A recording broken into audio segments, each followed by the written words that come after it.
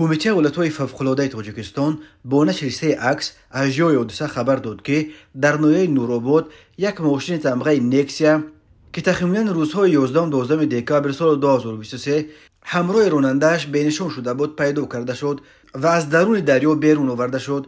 این ماشین به یک ساکن 30 ساله شهر دربند ناحیه نورآباد تعلق داشت و نزدیکان این ساکن نورآباد چند روز باز در شبکه‌های اجتماعی از غیب زدن او در راه سفر به سمت دوشنبه به طرف زادگاهش خبر داده از همه برای جستجوی او کمک می‌خواستند. کسی نمی‌دانست که با او چه شده باشد. تنها تخمین می‌رفت که شاید در دریا غرق شده باشد. متاسفانه این تخمین راست برآمد.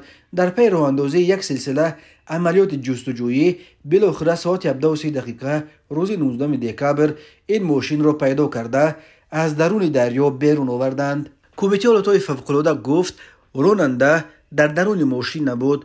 کارهای جستجویی برای پیدا کردن راننده ادامه دارد. راه‌های پرخطر کوهستان وادی رشت از جمله راه نورآباد که قد دریای سرخاب که بعد به آن ریختن رود خنگاب وخش نام میگیرد میگذرد. هر سال بر اثر به این دریا سرازیر شدن ماشین ها ده ها راننده و مسافر جان خود را از دست میدهند.